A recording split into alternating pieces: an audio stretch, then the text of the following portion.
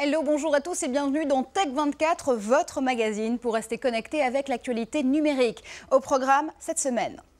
Leurs images ont incarné le printemps arabe. Le Yala Film Festival les récompensait cette semaine. Ses réalisateurs activistes, Hassan El Hakim, primé lors de l'événement, et l'invité de Tech24. Alors que la Tunisie vote librement pour la première fois de son histoire, Guillaume Gralet du magazine Le Point nous présente les blogueurs à suivre de Sidi Bouzid à Tunis.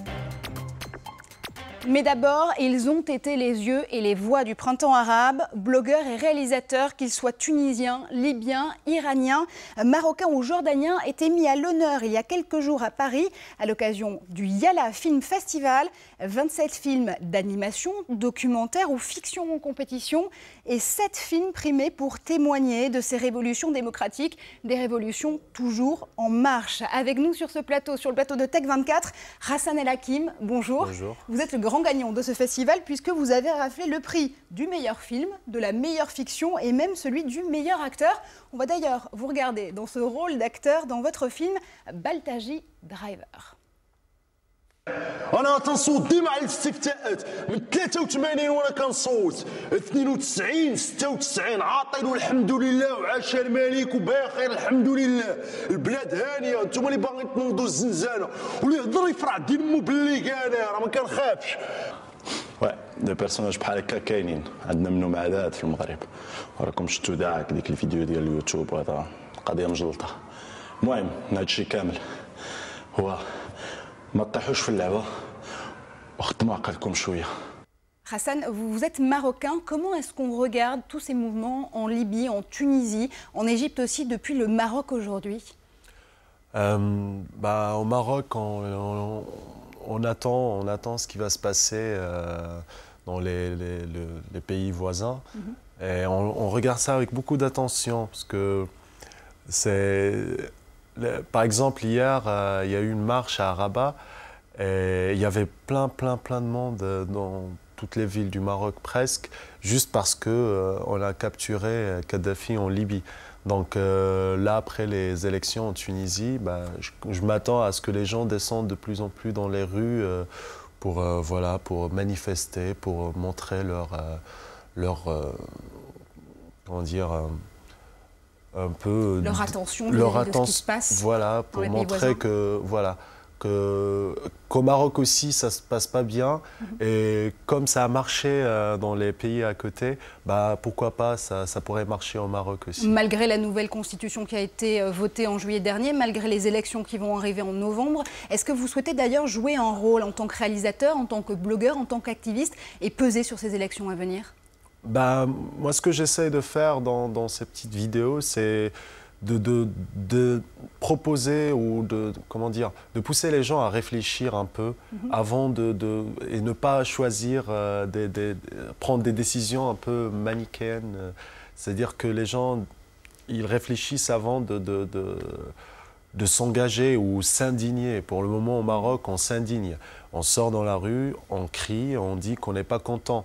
Que par exemple les élections ou la constitution qui a été votée à 98% des voix, que pour nous c'est que non, c'est pas comme ça. Ça a été pour nous, ça a été juste une comédie jouée par le système et ils ont réussi à faire passer ça devant les autres pays. Quand je parle de ça, je parle un peu de l'Occident aussi qui participe dans cette pièce. Alors, les films que je fais ou que je vais faire, parce que je ne vais pas m'arrêter ici, c'est qui proposent aux gens de réfléchir, de penser un peu, de se dire est-ce qu'on fait partie d'un jeu, d'une propagande, est-ce qu'on attribue à ça aussi. Donc, voilà, au Maroc, on regarde avec attention, on est un peu intelligent, on regarde ce qui se passe à côté avant de proposer une voie qui mène à la démocratie. Voilà. Merci beaucoup Hassan, on vous suivra d'ailleurs dans cette bataille pour la démocratie et surtout dans ces films. Très prochainement, j'imagine qu'on peut vous retrouver sur YouTube et les autres réalisateurs primés au cours de ce Yala Film Festival, vous pouvez les retrouver bien évidemment sur le site de l'événement yalafilmfestival.com. Ne bougez pas, restez avec nous dans une seconde, on reparle des blogueurs tunisiens, de ceux qui font l'actualité en ce moment à Tunis.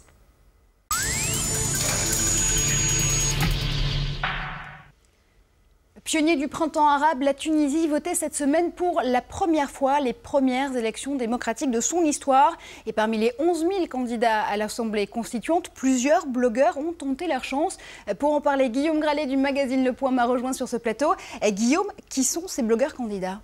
Alors, ce qui frappe beaucoup quand on observe un petit peu le parcours de ces blogueurs, ces cyberactivistes qui sont beaucoup engagés pendant la Révolution, c'est leur volonté vraiment de s'impliquer dans la vie politique du pays et de n'importe quel âge, y compris les jeunes. On le voit avec cette blogueuse qui a le blog Moons Girl, qui s'appelle Imen Braham et qui a vraiment les préoccupations d'une fille de tous les jours. Elle le dit elle-même, elle est ingénieure agronome. Sur le même parti qu'elle, c'est-à-dire Saut Mostakel, qui veut dire voix indépendante, vous allez retrouver Amira Yayaoui, dont le compte Twitter est suivi par 7500 personnes et qui, elle, veut vraiment s'engager, mais qui fait également part un petit peu de ses doutes sur l'avenir du pays. Également dans la politique, Yassine Ayari, qui s'était engagé avec Slim Amamou, qui avait été emprisonné, tout comme lui. On a d'autres blogs qui sont intéressants à suivre. J'ai envie de citer le blog d'un jeune Tunisien, qui est un petit peu le blog d'un observateur avec des yeux neufs, qui regarde et qui dit « Ah, c'est bizarre, en ce moment, il y a énormément de grosses voitures dans Tunis. Est-ce que la révolution, c'est pas celle du business plutôt que celle de la liberté ?» Un autre blog qui est intéressant est celui de Pink Lemon Blog, qui, lui, se bat vraiment pour la liberté d'expression et qui dit « On ne devrait pas demander l'autorisation avant de filmer avec un téléphone portable. » Et puis, un blog vraiment phare, qui est celui d'un collectif, c'est Nawat.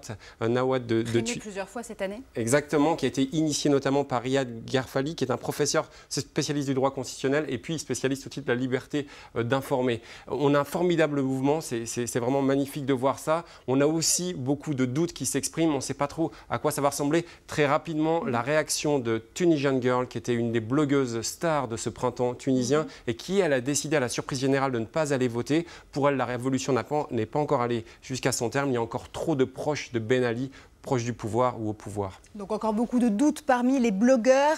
On verra toute cette semaine sur France 24, bien évidemment, le résultat de ces élections en Tunisie. C'est presque la fin de cette émission. Merci à vous pour nous avoir suivis. Vous êtes toujours plus en plus nombreux à nous rejoindre sur notre page fan Facebook. Ceux qui ne l'ont pas encore fait peuvent le faire. Rendez-vous à l'adresse facebook.com/tech24. On se quitte avec le grand prix spécial du jury décerné lors de ce Yala Film Festival.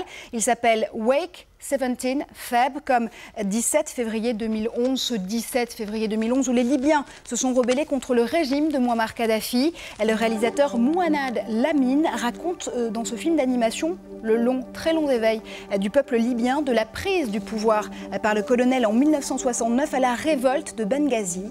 Une Libye genou à terre qui saura se relever pour s'opposer à son dictateur au bout de 42 ans de répression. Restez connectés, on se retrouve la semaine prochaine sur ce plateau, Tech24.